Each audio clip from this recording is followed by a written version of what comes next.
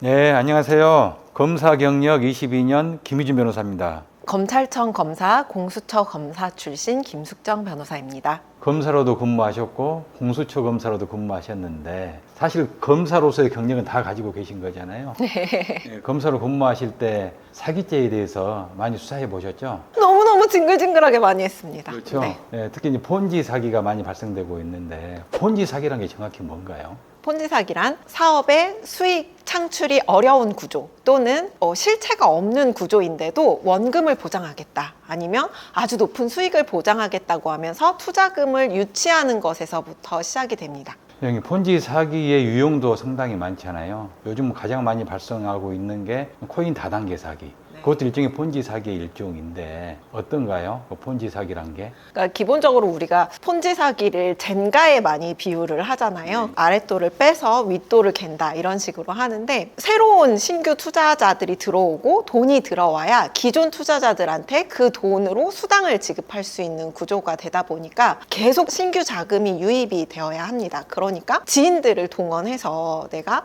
신규 투자자를 유치를 했다. 그래서 돈이 들어온다 하면 그 사람한테 수당을 주는 그런 다단계 구조로 진행을 하게 되는 경우가 많죠. 이제 쉽게 말하면 돌려막기식이죠. 근데 그 구조라는 게 어느 단계 이상 넘어가서 후순위 투자자가 모집이 안 되면 그대로 붕괴될 수밖에 없는 애당초 처음부터 유지되기가 어려운 그런 구조의 사기를 폰지 사기라고 하죠. 맞습니다. 더 이상 돈이 들어오지 않는 경우면 아까 말씀드린 젠가는 무너져 버리고 마니까요. 결국은 계속해서 돈을 끌어들일 수밖에 없는 그런 구조가 됩니다. 그러면 대표님 이런 경우에 아까 말씀하신 가상화폐 열풍을 타고 폰지 사기가 더 기승을 부리고 있는 상황인데 처벌을 받는 3종 세트가 있다고 들었습니다. 어떤 경우가 있습니까? 첫 번째는 사기죄, 두 번째는 유사수신 행위의 규제 등에 관한 법률, 세 번째는 방문 판매 등에 관한 법률 위반. 그래서 세 가지 범죄가 성립을 합니다. 사기죄가 성립하는 것은 처음부터 지속 가능하기가 어려운 구조화에서 투자금을 모집을 했기 때문에 이게 편취 범위가 있는 것으로 볼 수밖에 없어서 사기죄가 당연히 성립하고요. 유사수신 행위의 규제에 관한 법률 위반은 원금을 보장할 것을 약속하면서 아니면 원금 이상을 보장할 것을 약속하면서 투자금을 업으로서 유치한 경우, 그런 경우는 이제 이 법에 조촉이 되게 되는데 다단계 사기, 폰지 사기가 바로 그런 방식으로 원금 또는 원금 이상의 수익금을 주겠다고 하면서 투자금을 유치하기 때문에 이 죄에 해당이 되게 됩니다. 그 다음에 이제 세 번째는 방문 판매 등에 관한 법률 위반에 해당이 되는데 이 죄가 성립하는 이유는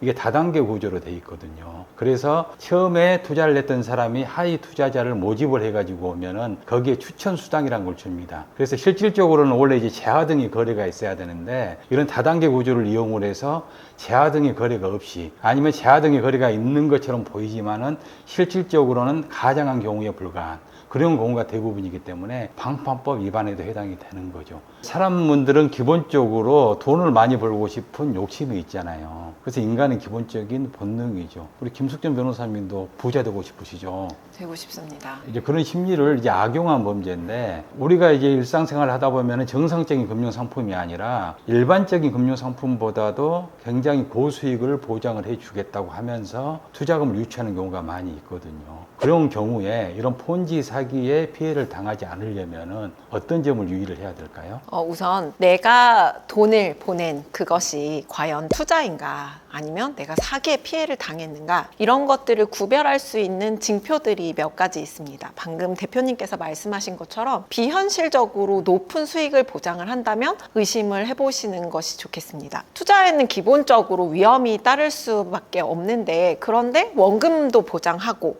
더 나아가서 수익까지 보장한다.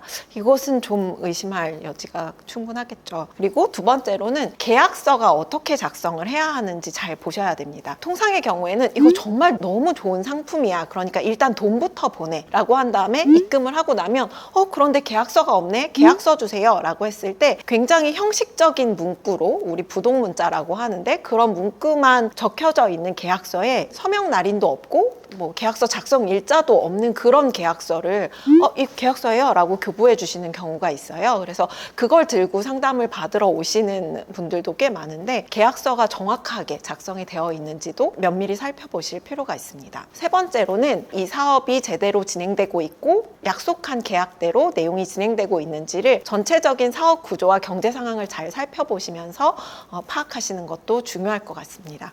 마지막으로는 어떤 계좌로 돈을 보내라고 하는가 요구를 하는 걸 면밀히 살펴보실 필요가 있는데 보통은 이게 다 이제 주식회사이고 법인으로 업체가 있는 경우가 많잖아요. 그러면 법인 계좌가 있는데도 불구하고 뭐 대표이사라든지 팀장급의 개인 계좌번호를 알려주면서 여기로 급하게 돈을 보내라고 한다면 통상 그런 경우에는 돌려막기로 진행이 되거나 아니면 다른 사용처에 돈이 급하게 사용됐을 가능성이 높습니다. 여기서 또 유의를 해야 될 게 내가 단순히 투자자라고 해가지고 무조건 처벌을 면하느냐 또 그건 아니에요. 우리가 이런 사건 수사를 많이 해보면은 일정 단계에서 자르거든요. 처음부터 이런 이상한 구조를 만든 사람들 뿐만이 아니라 일정 단계 이상에 있는 사람들은 다 공범으로 보게 됩니다. 쉽게 말하면은 처음에 내가 투자자로 들어갔지만은 그 이후에 자기가 등급이 올라가기 위해서 하위 투자자들을 많이 모집을 했어요. 그러면은 전체적으로 이제 공범으로 봐가지고 실제 운용 구조를 만든 사람들하고 같이 처벌을 받게 되기 때문에 굉장히 조심을 해야 됩니다. 그래서 나는 단순히 투자자였어요 라고 주장을 해도 검찰이나 법원에서 그 주장을 받아주질 않아요.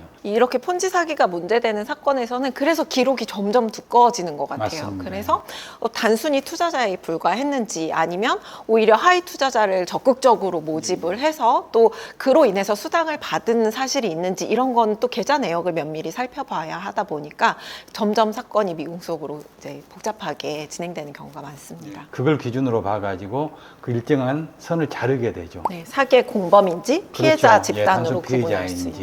있는지. 잘못하면 자기 투자금도 잃고 사기죄 공범으로 중형에 처벌받게 되는 아주 안타까운 상황이 발생할 수도 있습니다.